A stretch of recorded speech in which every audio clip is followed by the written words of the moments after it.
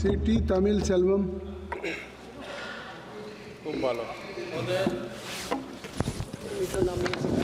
மாண்புமிகு பேரவைத் தலைவர் அவர்களே, ரயில்வே திருத்த மசோதா பற்றி பேசுவதற்கு வாய்ப்பளித்தமைக்கு முதலில் நன்றியை கூறிக்கொள்கின்றேன். ஏற்கனவே இந்த அவையில்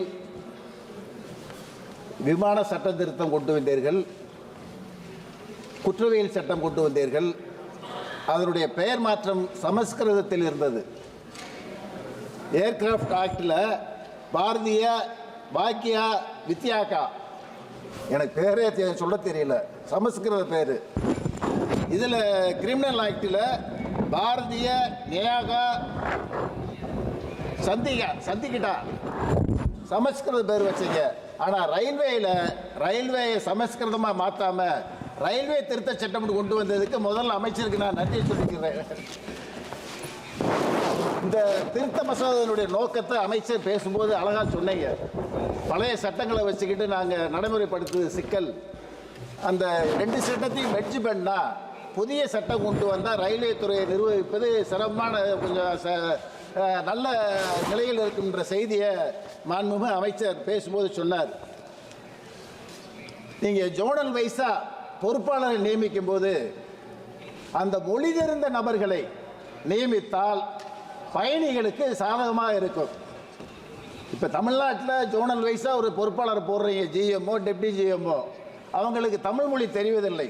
ஆனால் பயணிகள் போய் வாக்குறுதிகளோ பிரச்சனைகள் பேசும்போது அவர்களுக்கு மொழி தெரியாததனால் மொழி தெரிந்த நபர்களை, அனுபவமுள்ள நபர்களை அங்கு நியமித்தால் அந்த பகுதிக்கு நலமாக இருக்கும் என்பது என்னுடைய தலைமையான வேண்டுகோள்.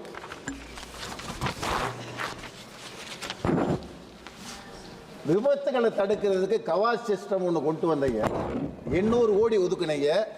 இதுவரைக்கும் எத்தனை விபத்துக்கள் நடந்திருக்குன்றத அமைச்சர் அறிவார். ஆனால் அந்த திட்டத்தை முழுமையாக ஏன் நிறைவேற்ற முடியல?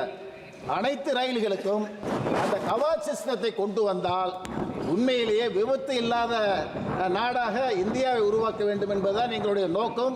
உங்களுடைய நோக்கமும் அதுதான். அந்த கவாச் சிஸ்டத்துக்கு அதிக நிதியை ஒதுக்கி அனைத்து ரயில்களுக்கும் இந்த சிஸ்டத்தை பயன்படுத்தினால் விபத்துகள் குறையும் என்பது என்னுடைய தாழ்மையான வேண்டுகோள். ரயிலில் நாங்கள் போகும்போது பார்த்தா உண்மையிலேயே சாப்பாடு, சாருக்கு மாண்புமிகு அமைச்சருக்கு, ரயில்வே துறை அமைச்சருக்கு தமிழுக்கும் தெரியும்னு நினைக்கிறேன், சாப்பாடு உண்மையிலே சரியில்லை. குற்றம் சொல்வதற்காக நான் சொல்லவில்லை. உணவு முறை கொஞ்சம் பக்குவப்பட வேண்டும், அதை கொஞ்சம் கண்காணிக்க வேண்டும். எனக்கு மட்டும் இல்லை, சாதாரண பப்ளிக்கும் போகிறாங்க, அவங்களுக்குமே அந்த உணவு முறை சரியில்லை என்ற கருத்து இருக்கிறது. அதே மாதிரி டாய்லெட்டில் பலாயிரக்கணக்கான மக்கள் கன்னியாகுமரியிலேருந்து காஷ்மீர் வரைக்கும் போகிறாங்க, பல கோடிக்கணக்கான மக்கள் தினமும் பயணிக்கிறாங்க ரயில்வேயில். டாய்லெட் கிளீனிங்ன்றது ரொம்ப ஒர்ஸ்டாக இருக்குது. ஆனால் போட்டிருக்கீங்க ஆள், அதை கிளீன் பண்ணுறாரா என்பதை வாட்ச் பண்ணுறதுக்கு ஒரு சூப்பர்வைசரை போடலை. அந்த சூப்பர்வைசரை போட்டு ஒவ்வொரு ட்ரெயினுக்கு டாய்லெட் கிளீனிங், அந்த உணவு முறைகளை பாதுகாக்க வேண்டும் என்பது என்னுடைய தாழ்மையான வேண்டுகோள். அப்புறம் நீங்கள் இந்த சிஏஜி அறிக்கையில் ரயில்வே தண்டவாளங்கள் 20% தண்டவாளங்கள் மோசமாக இருக்கிற செய்தியை சிஏஜி அறிக்கை சொல்லியிருக்கு.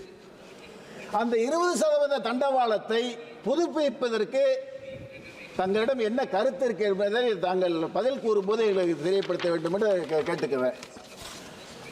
லோகோ பைலட் பெண்கள் ட்ரெயின் ஓட்டுறாங்க, அவங்களுக்கு உள்ள சிரமங்கள் என்னன்னு சொன்னால், ஒரு நாளைக்கு நீங்கள் தொடர்ந்து அவங்க 36 மணி நேரம் ஓட்டுறாங்க. நாங்கள் சொல்கிறது பெண்களுக்கு டெய்லி 8 மணி நேரம் ஓட்ட வைங்க. கர்ப்பகால குழந்தை பிறக்கிற போது 6 மாத விடுமுறை மட்டும் கொடுக்கிறீர்கள்.